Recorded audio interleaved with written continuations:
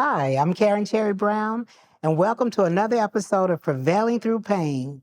Today, I have three lovely ladies as my special guests, and I'll let each one of them tell you who they are.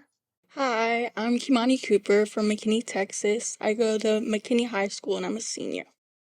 Hi, my name is Zyriah Scales. I am in the 10th grade and I go to Duncanville High School. Hi, my name is Imani Johns. I'm a senior and I go to Lake Ridge High School. All right, so ladies, thank you so much for being here and giving up some of your spring break. So I'd like to start with telling me a little bit about uh, a challenge that you can remember as a little girl. You all are so much younger than me, so a young girl, you're still a young girl to me. So as a little girl, a challenge, your first challenge that you can think of that comes to mind. A challenge that I can think of was always academics. Like, I've never been the smartest. I was always, one step behind like my peers. So one thing that I really had to overcome since I was young is, studying, pushing 10 times harder than everyone around me just to catch up. But thankfully I've overcame it. And I feel your pain on that. That's what I used to say. I had a cousin that she could watch a game or movie on television, go outside and play or whatever, and then she'd make an A. It would take literally, I'd be 7 to 8 hours looking at something. Then I'd have to go back and look at it, and I'd make a C. So I feel your pain on that one. Anybody else think of something? I agree with academics. I think my problem is always trying to be 10 steps ahead of myself. I feel like I tend to not slow down and live in the moment.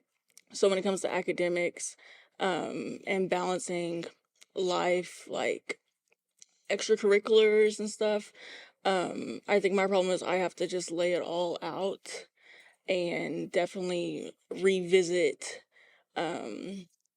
each thing one step at a time, if that makes sense. So what did you do to be able to balance To that? overcome it, Mhm. I had to wipe some things off of my plate. So I stopped playing volleyball for a while. I felt like I let volleyball kind of become me in a sense. So I stopped playing volleyball for a while and tried to explore other options, other extracurriculars. I found theater. I like theater. I did that for a hot minute. And I really did notice a difference in my academics and just my studying, because volleyball wasn't a factor, so it didn't take out as much time of my day anymore. But then I tried to play volleyball again for senior year and I got injured. But still, I do feel like volleyball was a big factor of my life, but it kind of taught me that sometimes I do have to take some things out just so I can succeed in other areas. Something you said, I think you said define. You let volleyball define you. Can you elaborate Yes. on that? I played volleyball since I was in kindergarten, and volleyball was like I breathed it. It was all I did. I didn't really explore anything besides that. So growing up, I didn't really have any other interests like that. So as I got older, it was kind of hard for me to find things that I liked. So And do you feel like you were really good at volleyball, or people knew you were, I was good she's at the volleyball. volleyball queen? But that was honestly, I feel like that was kind of all I had on my plate.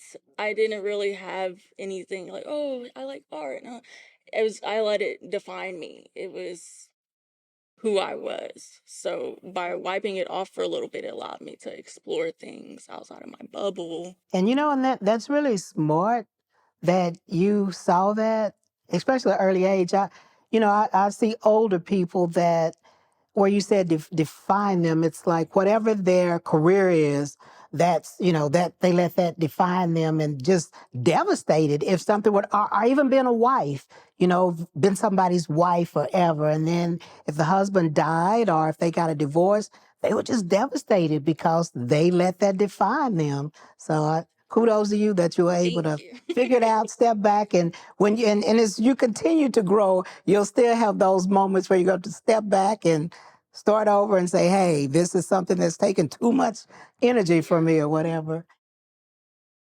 Yes. So I struggled when I was younger, not in so much in the academic sense, but I have 4 siblings. I'm one of 5. So it was always kind of a struggle of like who's getting the parents' attention. So I feel like I was always like fighting like, "Hey, mom and dad, look at me." So I was doing a bunch of stuff. I was in gymnastics for a while and I got good at that. So I was like, "Ooh, they're going to look at me cuz I'm good at gymnastics." Um I was good in school, so I thought like getting a certain grade would get me attention. And then it wasn't really healthy for me, so I was just like, okay, there's 5 of us. Let's not be so focused on their attention. They have to split their attention, you know? So I don't know when I realized, but at some point I was just like, okay, there's 4 other people that they have to pay attention to. Let's focus on ourselves, and then everything else will fall into place. So what number are you? I'm number 2, So older brother or older sister? older sister. Oh, wow. I Mhm. was going to say, usually that older sister gets all of the, everybody's looking at her or him to whoever that older sibling is to do everything. Usually the older girl, because we know older boys, that's another story, but we ain't gonna talk about that. So what challenges do you see other teenagers, in your classes or in your family struggle with that you can think of? I think peer pressure. I think peer pressure is a really big thing in this day. There's so many influences, so many bad influences around that people just fall into. Oh, you see your friends doing it, oh, you think, oh, you should go do it. When really you have to stay true to yourself and hold on to that. Like, oh, I'm not going to do this. I'm not going to let myself fall down a path that won't lead me, to where I want to be in life. Do you have any friends that will say, let's come do this? You two on the straight and narrow. I used to, thank God I have let her go, but I mean, Was that hard? it was hard because she was a really good friend of mine. But you have to just let people go. That's what you just have to learn. I love that. So there's this poem, Seasons, Reasons in a Lifetime. Have you all ever heard that? So it talks about things or people that come into your life for a reason, things or people that come into your life for a season, and then those that are for a lifetime. And you'll know. So I want you all to Google that poem, and it'll make a lot of sense to you. And whenever you get to those moments, you'll say, oh, okay, that was that season, or that was that reason. And then those that are supposed to be there for a lifetime, you'll know. So anybody else on the peer pressure? I think a lot of peer pressure also comes from social media. Because like our generation is very heavily based on social media and like all the norms. I think at least for me, a lot of my peer pressure comes from social media. You see girls and you see guys, and you want to look a certain way and present yourself a certain way. So I think a lot of pressure, even like in my classmates and my peers, come from just what social media displays onto us. What do you think? Yeah, I think social media is very, very toxic for people our age, especially because we're so impressionable. I feel like we're in one of the more impressionable stages of life. And so when you look a certain way and then you go on social media and you see only another certain type being lifted up and praised, you feel like you're not good enough and you feel like who you are is wrong. And I don't think that's right. So we all just got to learn to focus on ourselves. You're right. For me, and this is what's so crazy, because even looking, I talk to people that are older than me, some people that may be even 20 years younger than me, and you all are a whole lot younger than me.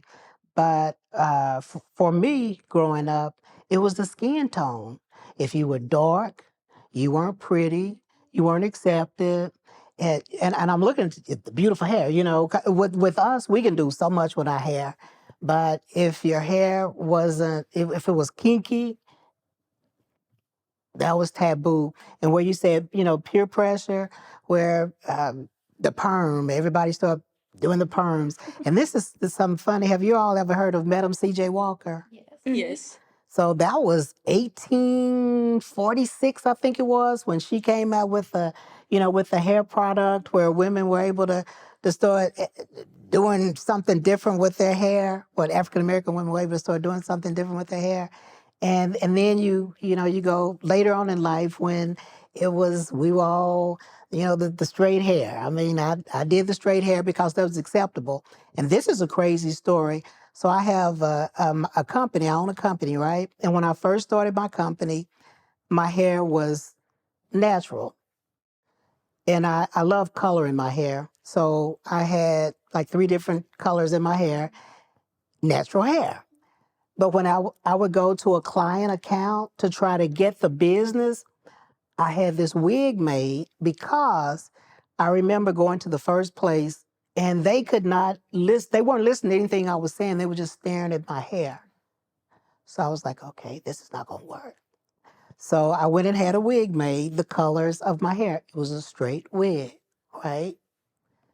The next place I went to, I got the account just like this. And I thought, how sad. So I felt like I had to wear this mask because for me, starting a company, it was bigger than just me because my goal for the company, starting the company, was to be able to hire, other people to get jobs. And so I had to get past, okay, Karen, you can't have an attitude about this. You do what you need to do to get the account.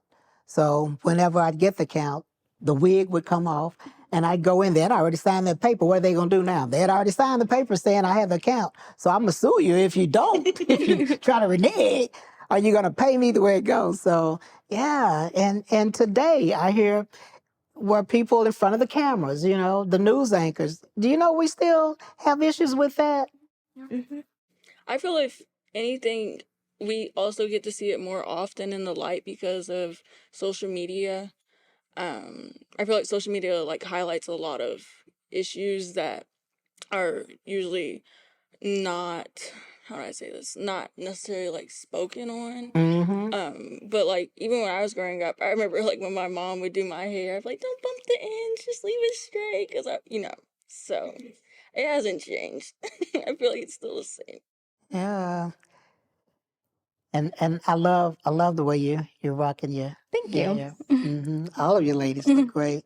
But yeah, I went to Smithsonian Museum when I was in DC a couple days ago, and just looking at all these beautiful Black women that just had their natural hair, and I was thinking, how did we let society dictate what we should look like? And it could be because the people that were hiring us looked a certain way. And so we had to adapt. So I'm so happy that, and we've always had choices, but maybe the choice then is you eat or don't eat. And so we adapt to, I want to eat. But today it's like, because we own our own businesses and yeah, we rock. As they say, Black Girl Magic, we rock. Yeah, so I'm just so excited, that we're doing this because I want to look back 10 years from now. And you ladies, and I want you all to look back 10 years from now in this conversation, think about it, and I want to see what you're doing, with your life 10 years from now. So has there ever been a time that you lacked confidence, or if you lack confidence now, let's talk about that. I think I've grown out of lacking confidence. I still struggle, but growing up in a predominantly white area, I feel like it was always from the jump when I was little, I felt like I had to look a certain way and I was never secured within myself. Um, but as I've gotten older and I have more role models around me, and I've always been surrounded by strong Black women, but as I've developed a stronger sense of self, it's allowed me to realize, like you said, Black is beautiful and it's okay to be who I am. I don't have to look a certain way or talk a certain way. I could just be who I am. So I feel like I've always lacked confidence, but as I've gotten older, um, it's changed. The sense of self has changed, so I become stronger within who I am. I feel like I have sort of a different take on lacking confidence because I, over the past 2 years, have started dancing. And if you're like unfamiliar with how it's structured, you basically, or at least what they're telling us, is that you have to start when you're little, and if you don't, you're like late and you're behind and you can never catch up. So I started dancing when I was 16, and I was coming into drill team like all new, no dance background. I had gymnastics background, but that didn't really help me. So when I came in, I was like, oh my goodness, what is going on here? What is a pirouette? Like, what's happening? I was so like lost. And so in order to gain confidence over the summers, I would watch YouTube videos. I was like, okay, you know what? You want ballet? You're getting ballet. That's fine. So I really had to, like, I think it was, you said it earlier, push myself 10 times harder than everyone else, because I was already like coming in late and I felt like I had so much to make up for it. Yeah. Mm-hmm. Well, good for you. And see, I love what she said, looking at videos, YouTubes, this, that, and the other. Back in my day, trying to find an encyclopedia. Do y'all even know what encyclopedia is? To try to get some information. So I'm kind of different because I never really lacked in confidence because I grew up I've always been on the stage. Like as a kid, I did beauty pageants. I've always been a singer, a dancer. So I think that's really different. I just grew into my confidence but like Look when I at was you. I off the love stage, that. like, I mean, I was a pretty quiet girl, but like, I just think it was growing into my confidence. So yeah. So you mentioned a role model. You had great role models. Who is who would you say stands out the most? When someone says, who's your role model? I would say my grandmother. She passed earlier last year. But I grew up. She came down and helped my mom raise us. So just hearing her talk about her different experiences and the area that she grew up in and the things that she overcame, it kind of gave me a sense of like that's who I want to be. And I look up to her for a lot of things, but she was just overall a really resilient woman. And I'm glad that I got to experience her in the time I got to experience her, because I truly do think she helped me grow into my confidence, like Zyriah said. And she didn't want me to water down myself for nobody and, whatever. But, no, I truly do feel like she helped me grow into my confidence. That's great. I think, well, I have two, my mother and my grandmother, because they both have equally impacted my life. They've always done what's best for me. They've always tried their hardest for me. And when I grow up, like, I want to be like my mom. I want to be like my grandmother. I want to be strong. Yeah. Okay.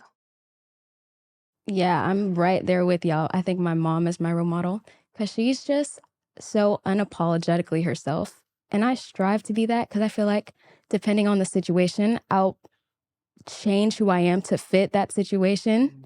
And so I just want to be me regardless of what else is going on around. And that's great. I was fortunate to have both my grandparents. My dad's mom and father actually raised me from the time I was 11 months old. My mother's mother, I thought she was one of the prettiest women I had ever seen in my life. And this is what's sad. Because of my skin, my grandmother didn't like me.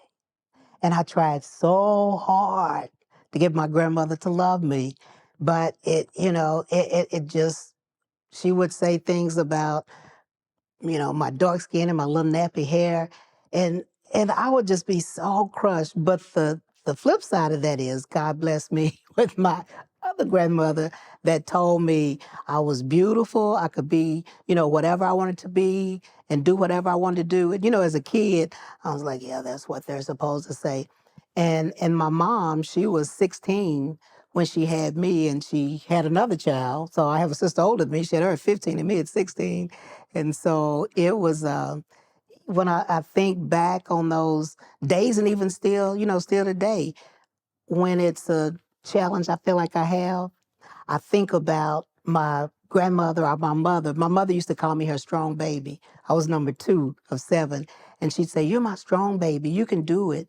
You can have anything you want, be anybody you want." And I say that to say, because if we keep living, those people that we love, the older we get, the older they get. And so if we always think about those things that they instilled in us and those things that they said to us when we get to those points. And I say that to just remember that, cherish that, and just push through it. All right, ladies, we're going to take a quick break, hear from our sponsor, and we'll be right back. Those in the know SIPS Consults.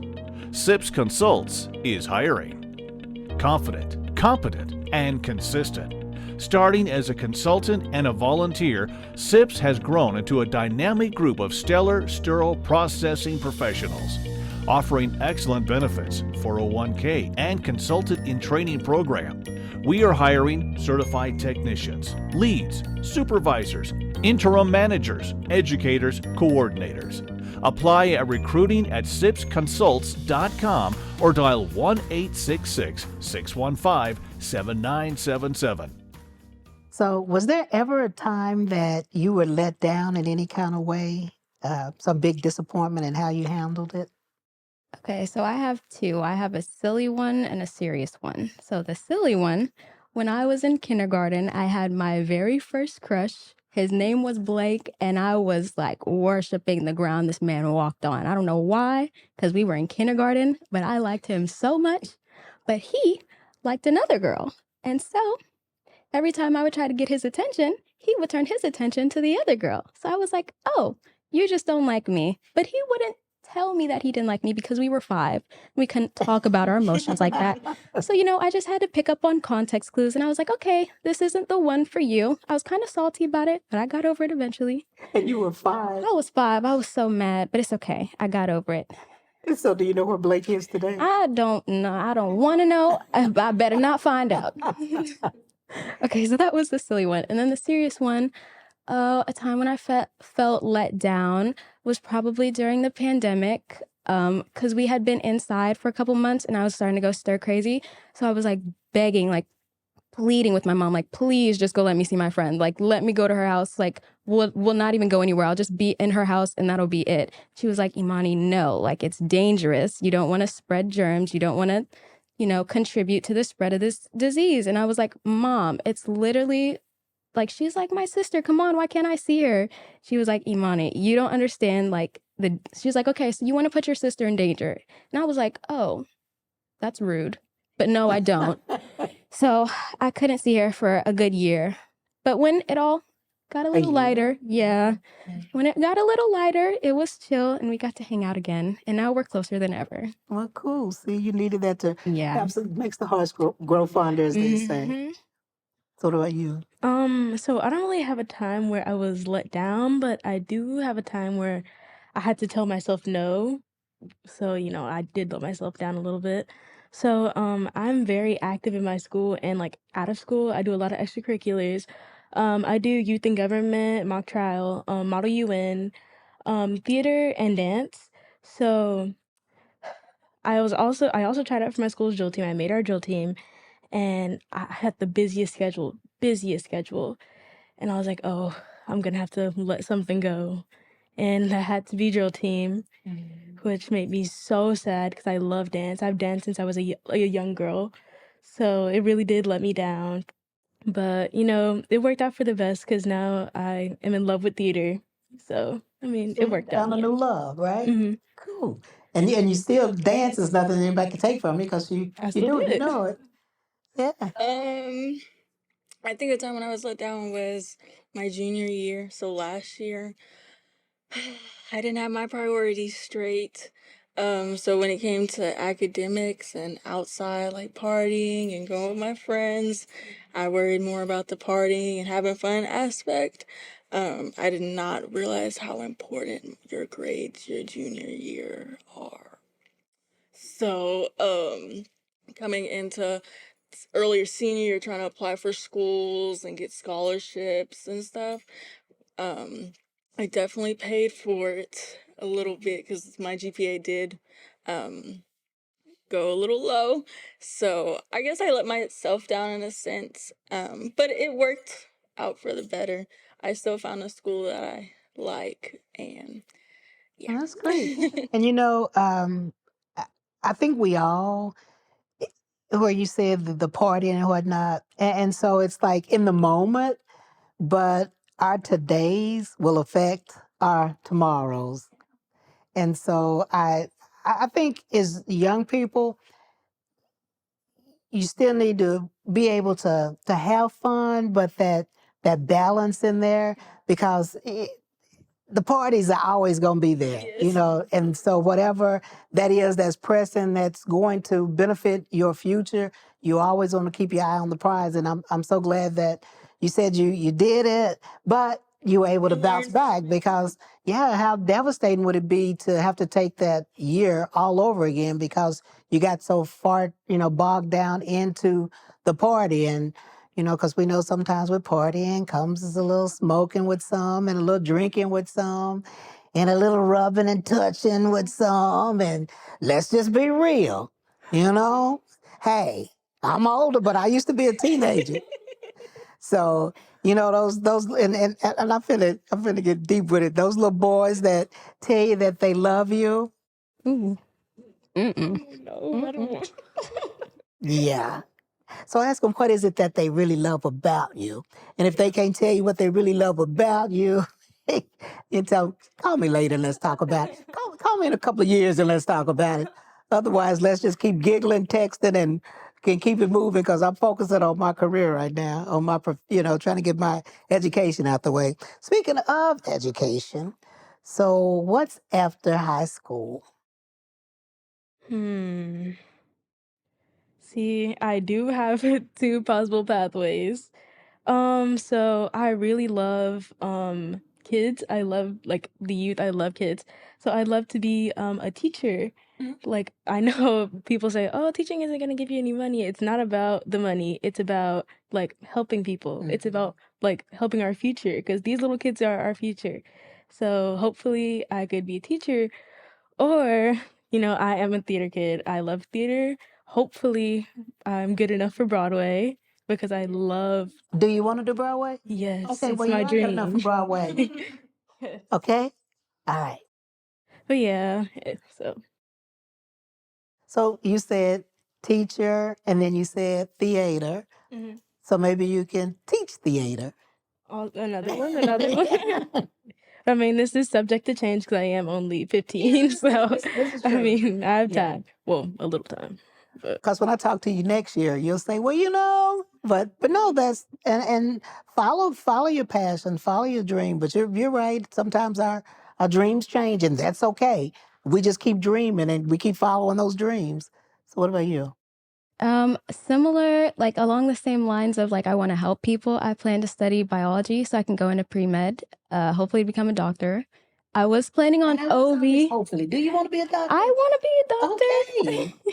I was planning on OB last year, but now I think I want to be an ER doctor just because of all the excitement and all the different cases that there are. The ER television show? No. You already know Grey's Anatomy. Yeah, I know. Yes. That was my show. I've been accepted into North Carolina A&T, so I plan to go there. Congratulations. I plan to go there, and God willing, everything will work out as it should. Yeah, study medicine. I've always been good at science and math, so I figured the best career path would be in the STEM field. So are you nervous about being away from everyone? A little bit. It's in North Carolina though, and I have family in Virginia, so I'm not so far that they're out of reach, but far enough that I have my freedom.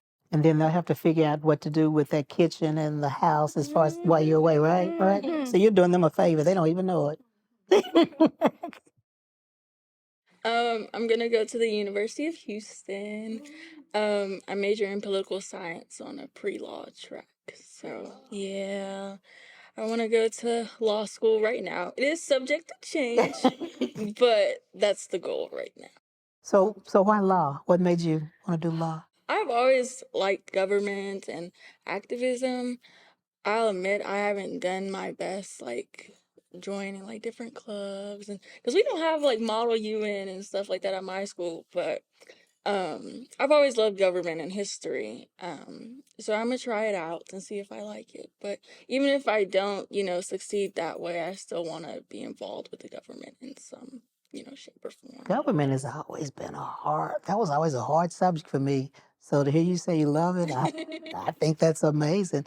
And in history, when I was coming up, there was no Black history taught in classes. So I'm just curious, is that something that they teach in your schools? I feel like they don't go in the depth as much as they do when it comes to like other stuff, but we still like, know of it. But I honestly don't feel like they go in the depth like that.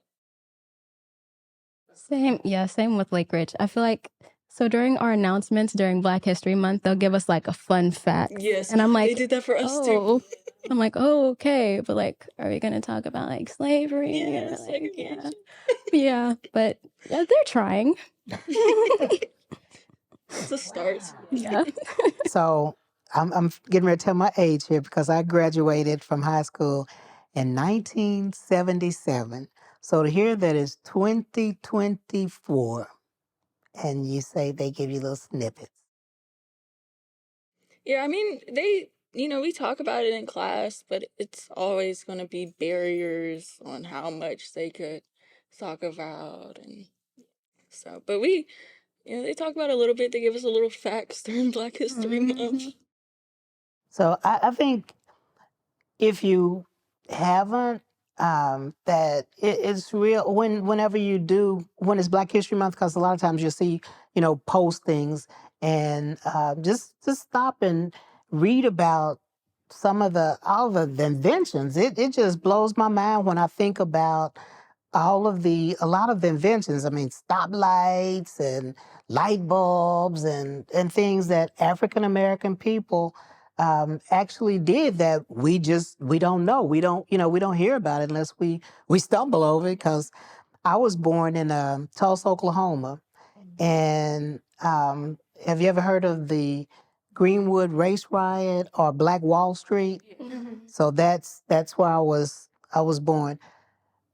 In school, it was never talked about. My parents, my grandparents, no one ever talked about it. I was living in California at 45 years old when I was in this, it was an investment club. It was all African-American professional female women. We were in this investment club. And one of them said, I bought the Race Riot book from Tulsa, about Tulsa. I'm like, what Race Riot book? 45 years old now. I'm telling you, I'd never heard this. And she was in Tulsa, the Race Riot. So I'm looking at the book and I'm thinking, this is really sad that I never knew this all these years. And someone in another state had to tell me about something that took place in my city because it was taboo, one of those things that, people didn't talk about. And I feel in order for us to appreciate the things that we have in life, like you say your grandparents tell you stories and you're just kind of like, oh, we just kind of, oh, okay, I'm sorry you had to go through that, but no, it was real. And I think it helps to empower us when we think about all the things that someone before us did to give us the privileges and the opportunities that we have, and that we owe it to the generations that are coming behind us, that we let them see excellence. Like my grandparents, they were, my grandmother, she cleaned house for someone else. And there's nothing wrong with cleaning, houses for someone else, but when that's all that you're offered. That's all the opportunity that you have. Today we're talking about been attorneys, been doctors, been theater, it's amazing because we can. And it was their shoulders, I'm gonna say, that we were able to climb up on. And so we keep moving to let others that are coming behind us climb up on our shoulders and achieve those great, those great accomplishments. Mm-hmm. Yeah. So if I ask you to think about the age of 30, and I know that seems so far away, where do you see yourself at the age of 30?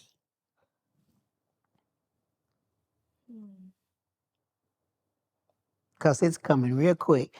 I'm thinking when I was 18 and then somebody said 30, I'm like, well, dead? Because that's so far away. And I blinked 2 times and I was 30. Um, hmm. Okay, 25. 20. Okay, yes. that doesn't seem as old, right? At 25, I think I could see myself, um, you know, this is kind of difficult. I could see myself in my career theater, performing, hopefully married. Um, that's it. Okay. I think at 25, I would like to own my own house by then. Okay. I think I would be, excuse me, I would be in my residency by that time. So working my way up to becoming an established doctor. Possibly married. I don't know if they know how to act. I don't know if they got to act right. I love it. Not likely kids by then. Hopefully traveling. Okay. I think that's it. You know, and in the healthcare career, traveling is a big thing and big money. Mm-hmm. So travel. If you're not ready for those kids, don't have those kids. If you're not ready for that husband, he'll be there when you're ready for him. You'll know when it's him. So I got married real young, and I wish someone said, you know, don't put an age limit on when to get married, because I was still trying to figure it out. But if you find love, you'll know when you find love. Not infatuation. Oh, he's so cute. He makes my heart beat. Yeah, not that one. What about you? Wrapping up law school, studying for the bar, start building like generational wealth as much as I can, so saving and stuff. Traveling, just living my best life, just seeing what, God has for me.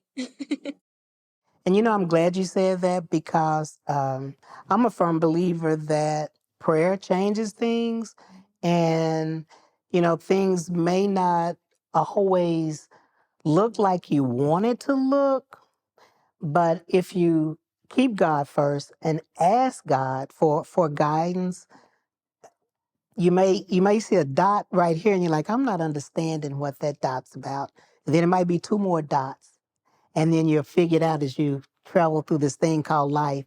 Oh, that was to set me up for this or for that.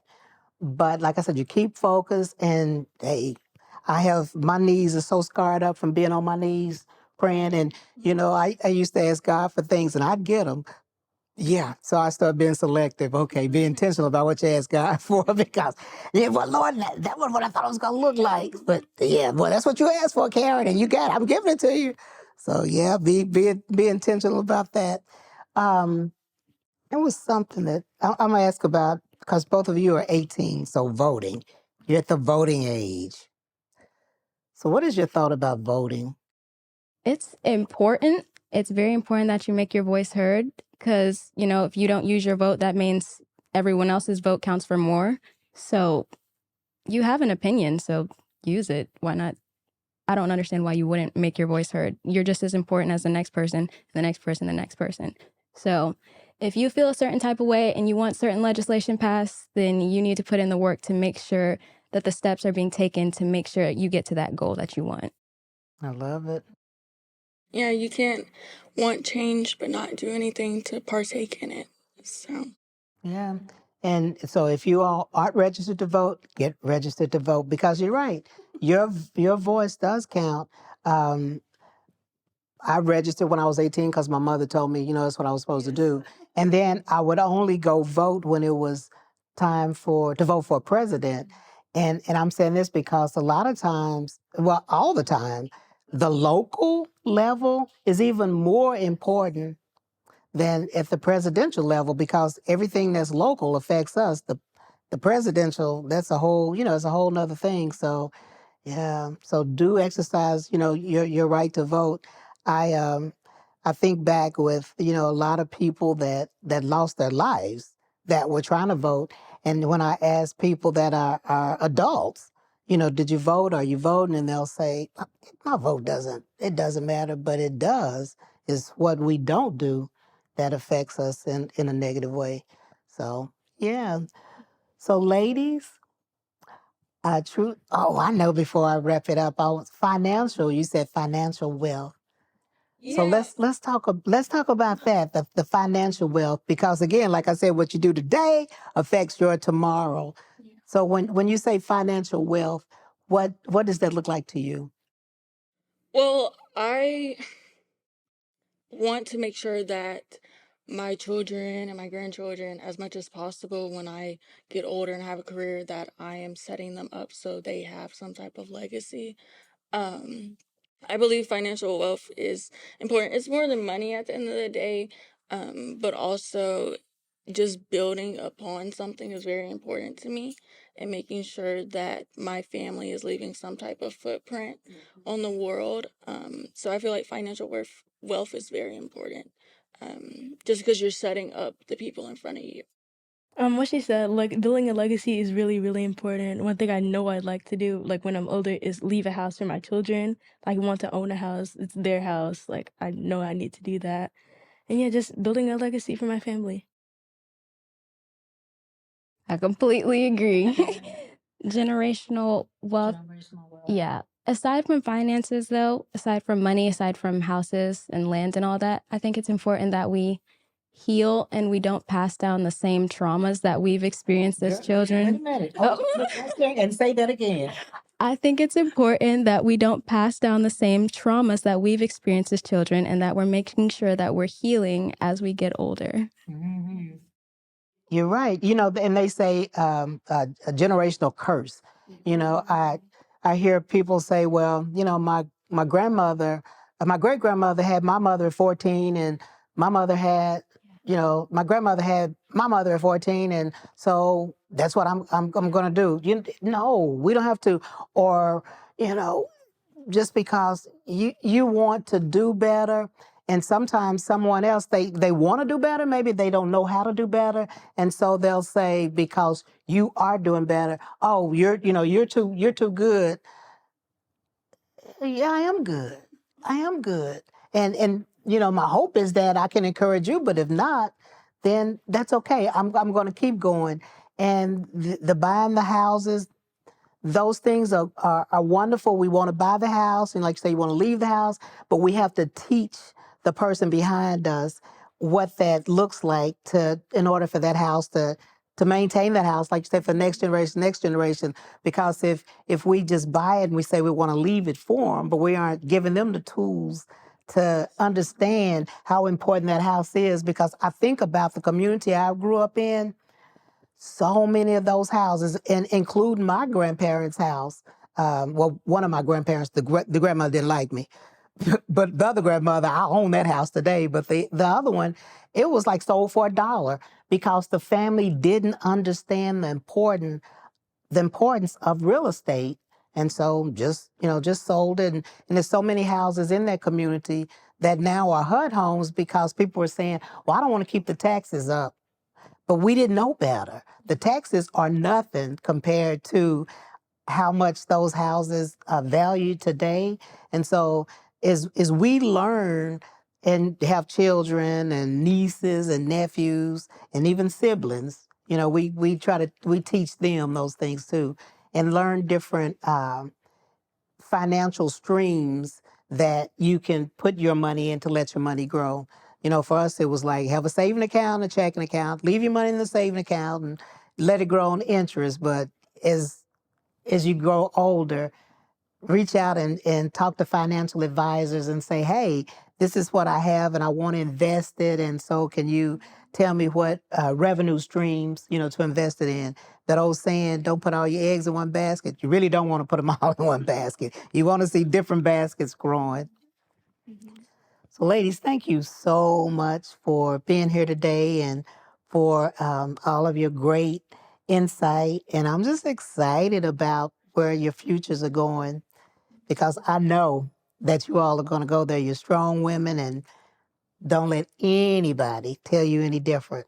You are queens, and anything that you want, you can have it.